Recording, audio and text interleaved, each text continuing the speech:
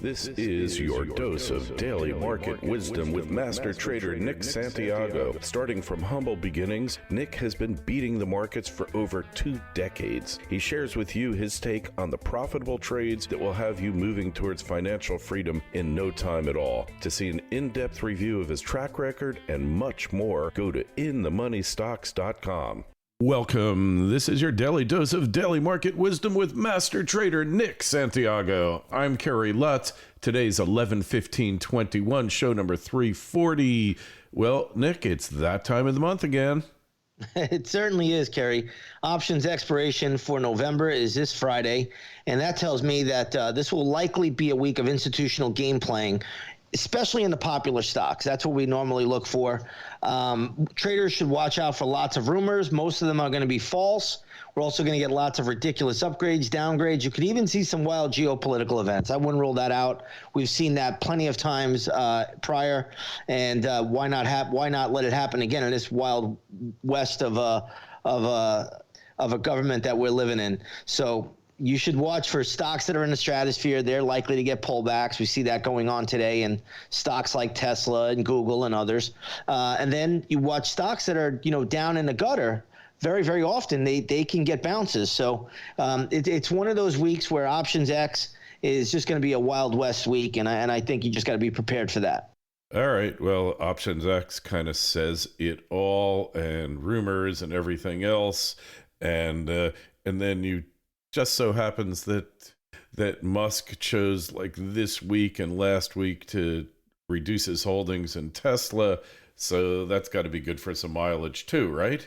Absolutely, absolutely, and there's no doubt about that. Look how that coincides right around the options expiration period. It just never ceases to fail.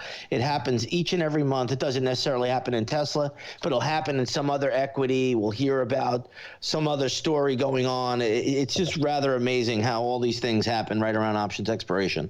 And so Nick, like Tesla, all right, that really is the bellwether stock of this rally, going back years already, of this bull market rally. What can that stock tell us about the market itself? Well, it's a market leader, and anytime market leaders start to fall off the cliff, you always want to be aware, because there are usually just a handful of stocks that will take you higher, and a handful that will, when they lose leadership, it'll take the whole market down. And Tesla is one of those leaders. So right now, when you look at this stock going from a high, which was just about 10 days ago, was trading, I believe, at around $1,243. It's now under $1,000. It's trading at $986. This is a stock that could easily pull back to $850. So that has a lot, weighs on the market psyche, and that can affect other equities because people start to get margin calls. They bought at the highs. They jumped in when the stock was on fire, and now it's the fire is being put out, and Elon Musk is selling it himself. So it definitely weighs on the market psychology going forward. Well, he's only selling his shares, Nick, because his Twitter followers voted for him to sell them, right? That's right. I mean, you got to chuckle at some of the stuff this guy puts out on Twitter. Should I sell more stock? What do you think? He's like he's taking their advice. You just have to laugh at this. But he knows he's the P.T. Barnum of our day. I mean, this guy knows how to get a rise out of people. Hey, and the SEC just really can't touch him. They don't want. He's untouchable. This guy is Teflon. You can't go near him. He is really just he's in a class all by himself right now. Yeah, I've never seen anything like it. But P.T. Barnum is very apt, or maybe W.C. Fields.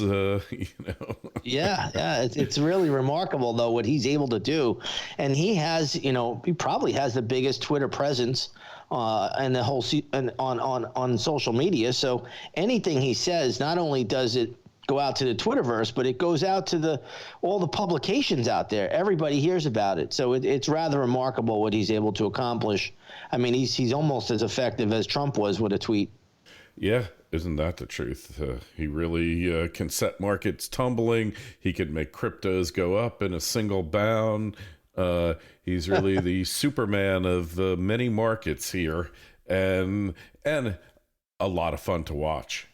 Yeah, you really have to enjoy it, but it is quite something. And again, this stock is one of the names that are going to be all over the map this week. So keep an eye on Tesla. Yeah, well, what I love is the fact that he really is beating all these legacy companies. I know we don't talk about fundamentals here much, but being that I own a Tesla now, I can talk about it. He's beating all the legacy automakers at their own game. He's ununionized. He opens up these factories that produce amounts of cars that have never been seen in the history of automation since Henry Ford started his assembly line way back when, I guess it was the end of the 1800s, early 1900s. We never saw anything like this before. Yeah, and I got to say, he has really done a remarkable job when you think about it. It's the company is a $1 trillion company. It's the fastest company to ever reach $1 trillion. I think it took less than 18 years. Microsoft, Apple took 40 years to get to $1 trillion market cap. What he's done with the company has been just absolutely remarkable.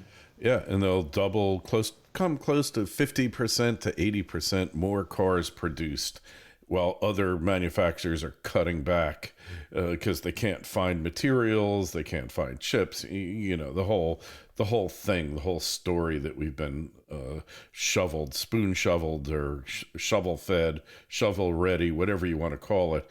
But yet he manages to keep increasing the output of vehicles. Well, I just think it's interesting because every decade has its bellwether stock. You go back to the 70s, for much of it, it was IBM and Xerox. And then in the 80s, I'm trying to remember who it was. It was General Electric. Yeah, General Electric. 90s, you had like Microsoft coming out of there, and HP. And then in the 2000s, early 2000s, it was Google, and then Facebook. And now the bellwether is really Tesla. Yeah. Every stock holds a leadership position. We didn't mention Apple there, but Apple did. Apple too, yeah. Yeah, Apple, along with Google, really changed the game. They put Research in Motion, which was the maker of the BlackBerry, out of business. They're not out of business. They're still operating, but, obviously it's not what it once was. But, Tesla has really taken over, and Elon Musk is the face of that. So you may as well call him the new Steve Jobs. Yeah, I think that's an accurate thing. All these guys, they have the ability to manipulate the reality field and get people to produce things they never believed they could do. Everyone said that Steve Jobs was a real SOB, but when it came to getting people to produce things that they never believed they could, he was the master at it. Well, anyway, enough philosophy for one day. If you want to figure out how to play this game properly, you got to go over to inthemoneystocks.com, see how Nick has beaten the averages for decades. Check out the Twitter feeds at ITMS, at Nick Santiago 01, and at Kerry Lutz, and shoot us your emails to kl@kerrylutz.com. Nick, we'll talk to you on Wednesday. Sounds good, Kerry.